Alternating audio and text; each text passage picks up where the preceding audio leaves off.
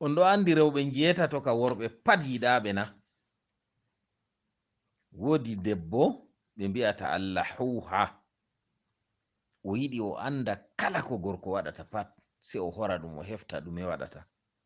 Kanko woni lahuha, worɓe pat yiɗamo.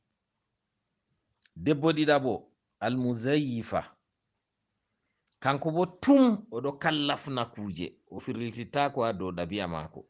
La tatasarrafu ala tabi'atiha wa tatakallaf. Debbo tataɓo aljasusa, turaqibu zawja fi kulli shay, o linya téléphone, o linya jibaji mum to ɓili limse mum, kala kuje gorko pat oɗo linya laara. Aljasusa, worɓe yiɗamo. Albati'a, debbo neɓɗo mbate ndamjo, bati'a fi jami'i ahwaliha, kala ko a wimo fu, to a wimo waɗanam gaari, minon a wolwantana, to bana ha Adamawa ɗo, minon a volwintana, o hosa wakkati ha bako ha o fama ɗume on a wima. Yo to mi nani kadi, to ha extreme norbo noy min bolwantana banni wa hakada.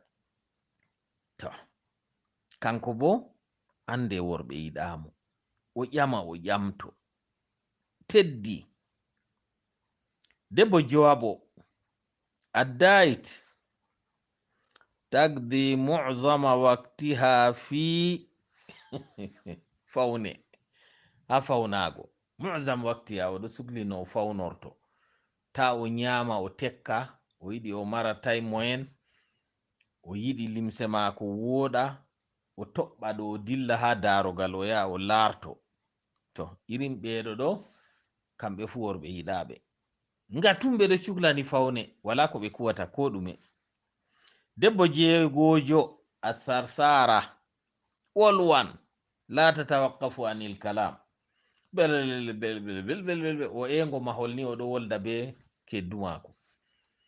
To o ɗofti himɓe yilli mo, o ɗofti ɗum o daro ha yonde, oɗo yewta be maɓɓe bana minti 30 oɗo yewta be maɓɓe.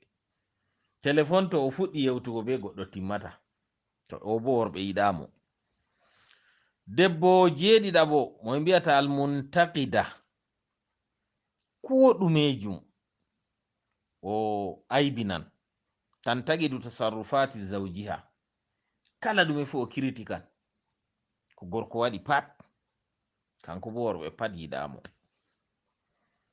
Jeetataɓo man alghayura, debbo hajowo masin, e nandi wasnu fa'ul, ɗuɗa kajaljo, allati tashukku da'iman fi tasarrufati zawjiha, da'iman kala ko gorko waɗi fu to wurti dilli ma, dilli ha debbo fere on. Ha téléphone on gorko ɗo wolwa ma, o waran o heɗito ɗum debbo on o woldatana. Irin banni kanko bo on andi worɓe yiɗamo. To mi limtani on rewɓe jeetato ɓe worɓe yiɗa: allahuha, almuzayifa, aljasusa, albati'a, addait, atharsara, almuntaqida, walghayura. On andi arkanu tibbi ɓe ɗon mahi ɗum ha dow kuje nayna. To ɓe janginan goɗɗo médecine kuje nayi on woni base, kanjum o artata larugo ha nyawɗo, no ɓernde mum fiɗirta, nde noy fiɗata ha nder minti gotel, noy pofɗe mum ɗo woɗina ko woɗai, fufu mum wodi ko wonton, noy degré ɓandu mum, température noy foti, e non asharayin, kukoy ɗaɗoy pamaroy pamaroy ha ɓandu ɗo, iyam ɗo sirkila boɗɗum na. To ɗo boni derɗiraɓe, on ɗo andi nawɗum ɗo ɗon mari calcul mum na, al'alam, iga daraja gotel ha daraja 4 ɓe ɗon mbi'a ɗum alamun khafif. Iga nayi ɗo ha yotta jeeɗiɗi ɓe ɗon mbi'a alamun mutawassit. Iga jeeɗiɗi ha sappo kanjum woni alamun shadid. Ni ɓe qisorto nawɗum ha ɓandu ɓi adama. Derɗiraɓe, on ɗo andi ɓingel ka ɗo rona ko waɗata 3000 marad ha lenyol mum na, ko ɓingel ronata.